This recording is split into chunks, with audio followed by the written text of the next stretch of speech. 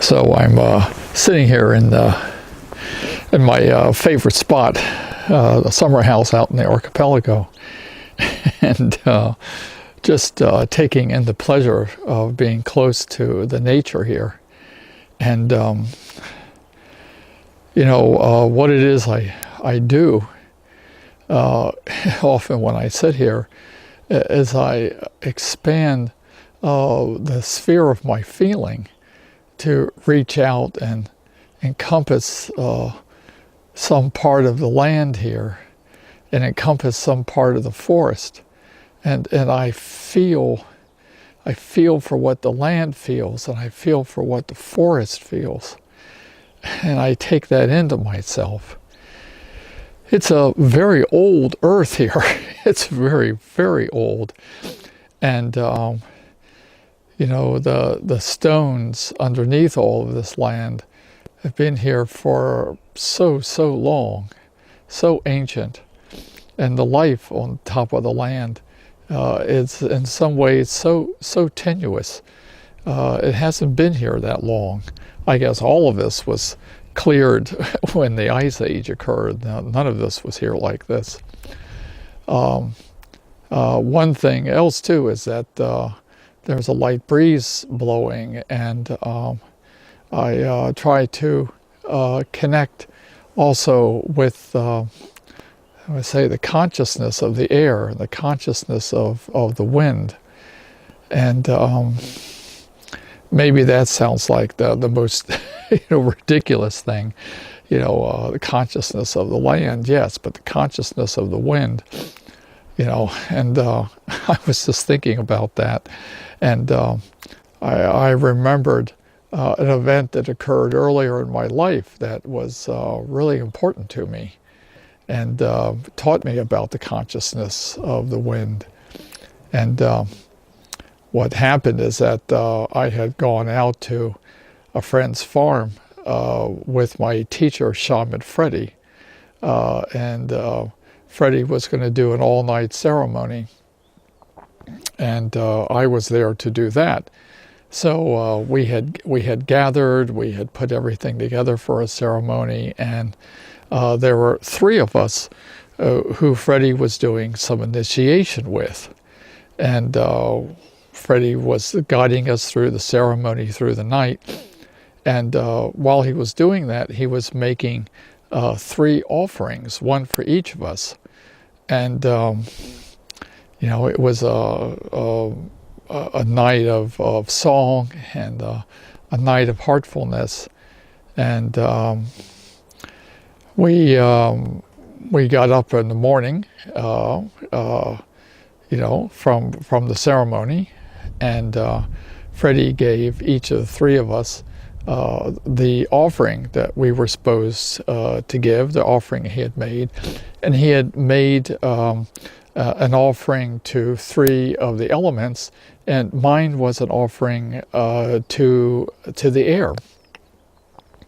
And he instructed me to go find a place, to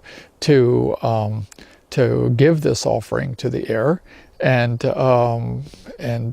left it to me to do that whatever way made sense to me.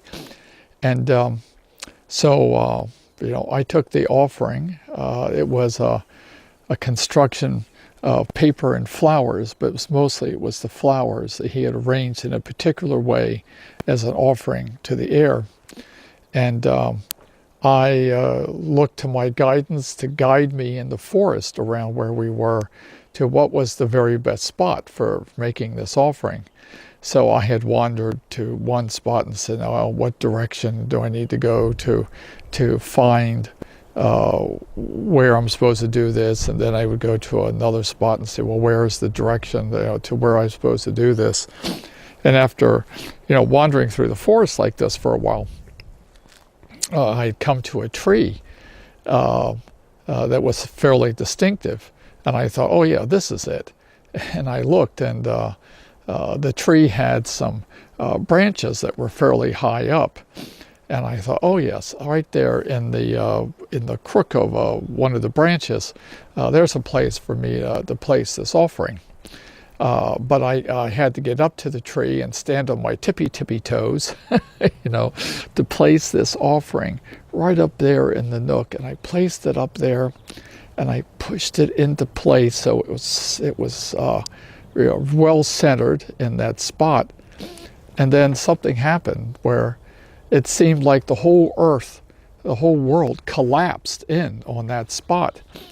And my whole perception just collapsed to that spot. And I was shocked that I fell backwards. I literally fell backwards on my back. And, and it kind of was coming to my senses as I was looking up in the tree to where the offering stood. And I was thinking to myself, what happened? What was that? What was it that collapsed into that spot? Then I came to realize that the air had taken the offering. The air around me, or I should say the energy of the air, the consciousness of the air, had completely collapsed around that offering and took the offering. And I'm lying on the ground, sort of in shock that something I had never felt moved before, something I had never identified with in that way before, had moved, and something fundamental in me was shaken, because suddenly air wasn't just air anymore. It was also the consciousness that it held. I'd experienced what it was for that consciousness to move, and I had experienced what it was like when that consciousness left the space, as it had to take the offering. So, I was a little shocked and didn't know what to say. I hoped I had made the offering correctly or made it well and whatever, and there were other things that went on, that morning that were special to me.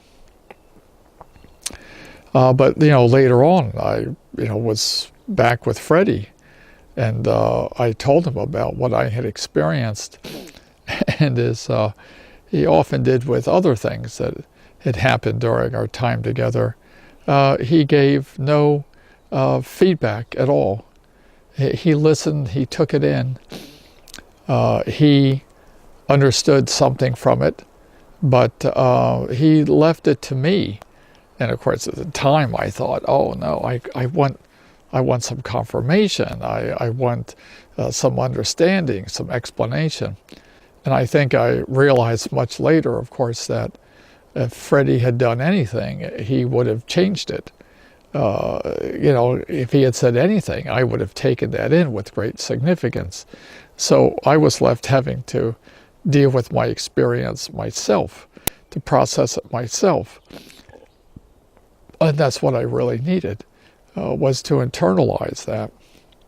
So, so now when I'm here and I hear the air moving, I guess I have a different sense of it, because I've had the experience of being touched by the consciousness of air, and now I have that as part of my life, and I'm very, very grateful for that. Just a little memory to share. Love and light.